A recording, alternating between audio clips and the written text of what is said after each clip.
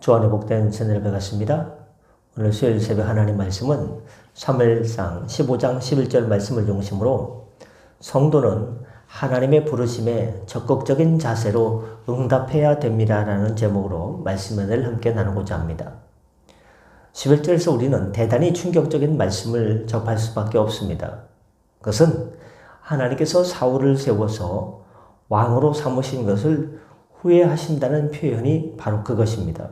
여러분, 하나님께서 후회하신다는 표현이 의미하는 바가 무엇이겠습니까?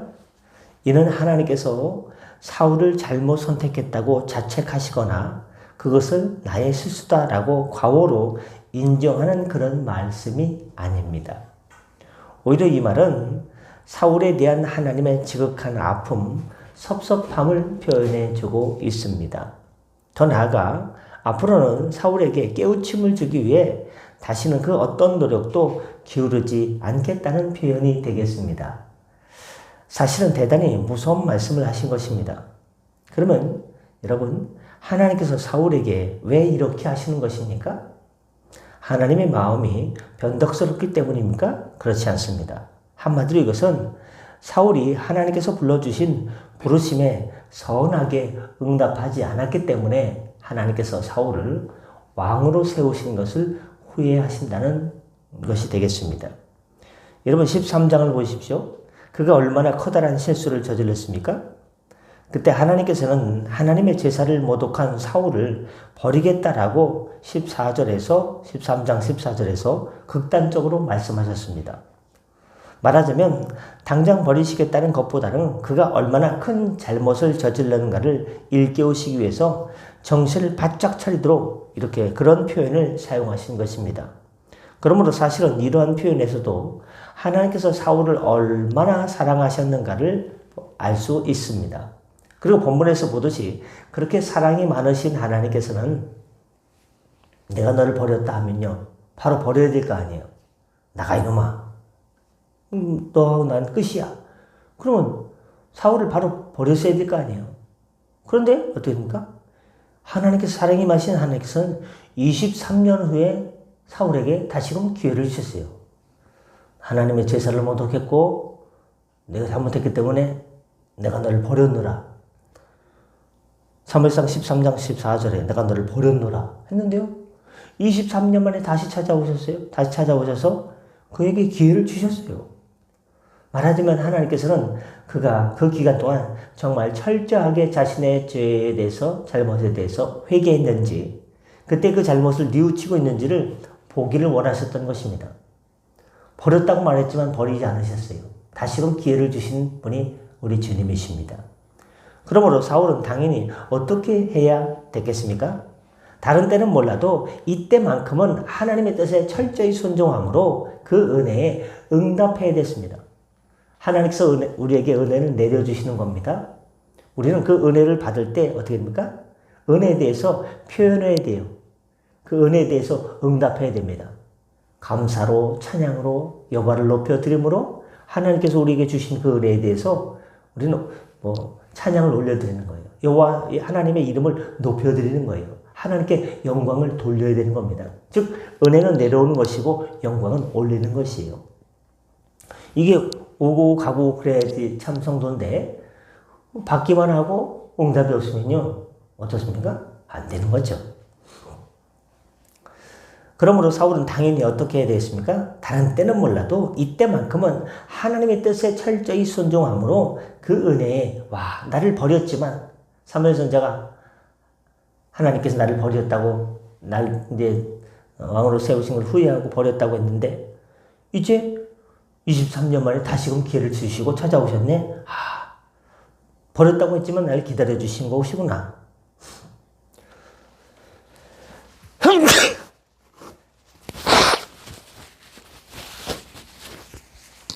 성공합니다. 자신이 얼마나 진지하게 뉘우치고 있으며 하나님의 뜻에 온전히 복종할 준비가 되어 있는지를 잘 보여주어야 됐습니다. 그런데 실상은 어떠했습니까? 이미 앞단락에서 볼 수 있는 바와 같이 그는 하나님의 뜻을 정면으로 거슬렀습니다. 말하자면 자신은 하나님의 뜻에 복종하는 그런 왕이 될 수 없음을 행동으로 보여준 것입니다.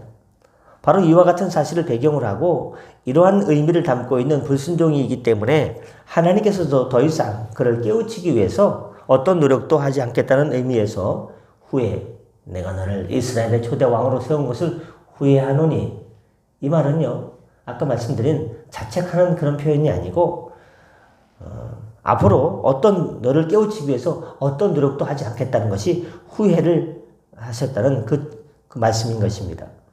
그러므로 이러한 본문을 통해서 오늘 우리는 하나님의 부르심, 나를 향한, 우리를 향한, 우리 가정을 향한, 우리 기업을 향한, 우리 교회를 위한 하나님의 부르심에 적극적으로 응답하는 것이 얼마나 중요한지를 깨달아야 됩니다. 하나님께서 우리를 불러주시면 그렇게 가벼운 일이 아닙니다.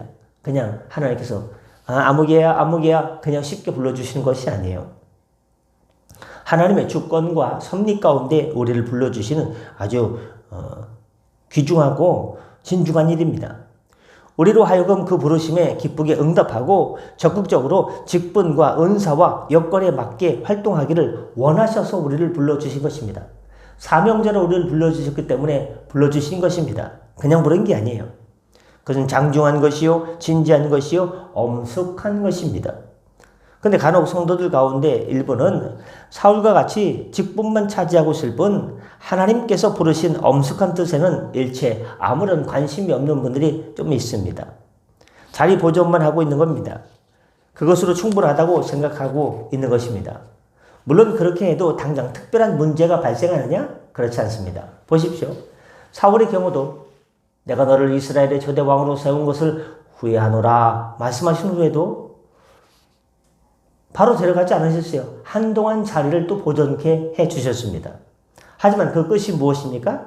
결국은 자신이 망하고 자식들이 죽는 것이었습니다. 블레셋과의 길보아산 전투에서, 그 길보아산 전투에서 자신도 죽고 자녀들도 다 죽어버렸습니다. 말하자면 멸문지화를 당한 것입니다. 상황이 이러한데도 당장 내게 닥치는 화가 없고 당장 내게 닥치는 고난과 어려움이 없다고, 문제가 발생하지 않는다고 직분만 받아놓은 채 개점 휴업 상태로 신앙생활하면 되겠습니까? 곤란하지요. 받은 은사를 그대로 방치하며 내가 바쁘고요, 이 사업만 잘 되고요, 우리 애들만 대학교 보내고요, 이것만 좀 하고요, 애들만 시집장가 보내고요, 이 사업만 마무리 짓고요, 그 다음 하나님 잘 섬길게요. 이거 아닙니다. 이것은 직분만 받아놓은 채 개점 휴업 상태로 신앙생활을 하는 것입니다. 받은 은사를 그대로 방치하여 썩히는 것입니다. 그러지 마시고 부디 하나님의 부르심을 진지하고도 엄숙하고도 진중하게 깊이 숙고하는 저와 여러분 되시기를 예수님의 이름으로 축복합니다. 기도하겠습니다. 은혜 주님, 마태복음 7장 21절 말씀을 기억합니다. 나더러 주여 주여 하는 자마다 천국에 다 들어갈 것이 아니요 다만 하늘에 계신 내 아버지 뜻대로 행하는 자라야 들어간다고 했습니다. 하나님 아버지, 주님의 이름을 성호를 부를 뿐만 아니라 하늘에 계신 우리 하나님 아버지의 뜻대로 행하는 자가 천국에 들어간다는 말씀을 기억하고, 바로 빈 껍데기 신앙이 아니라 주님을 부르짖고 우리 생활 속에서도 믿음을 드러내는 하나님 아버지 신실한 주의 일꾼 되어서, 주의 백성 되어서 천국에 한 명도 빠짐없이 다 들어갈 수 있도록 은혜를 더하여 주시옵소서. 하나님께서 우리를 불러주십니다. 이 부르심은 가벼운 것이 아닙니다. 진중한 것입니다. 그래서 히브리서 11장 8절 말씀에 믿음으로 아브라함은 부르심을 받았을 때에 순종하여 장래 기업으로 받을 땅에 나갈새 갈 바를 알지 못하고 나갔다고 했습니다. 하나님, 우리가 신앙생활 하면서 아브라함의 믿음을 상고할 때, 숙고할 때 가장 은혜가 되는 말씀 중에 하나는 아브라함이 하나님께서 불러주셨을 때 순종했다는 것입니다. 장래 기업으로 받을 땅에 나갈 때 갈 바를 알지 못하고 오직 믿음으로 나갔다는 것입니다. 믿음을 행동으로 보였다는 것입니다. 우리도 하나님 아버지 기도할 때 이것이 어떻게 될지 모르는 것들이 너무나 많습니다.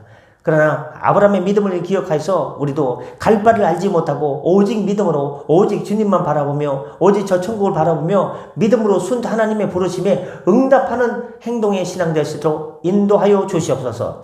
하나님, 오늘도 일터로 달려나갑니다. 약한 지체들 피 묻은 예수님의 손으로 어루만져 주시사 회복케 하여 주시고 견강케 하여 주시고 건강케 하여 주시옵시고 하나님 아버지 운전대를 붙잡아 주시고 하나님께서 동행하여 주시고 모든 곳에 하나님께서 동행하여 주시고 임마누엘 하나님께서 역사하여 주시옵소서. 주님께 의탁하며 성령께 의탁하며 감사하며 축복하며 예수님의 이름으로 기도드립니다. 아멘. 다 같이 저로 기도하시고 편하게 들어가시겠습니다.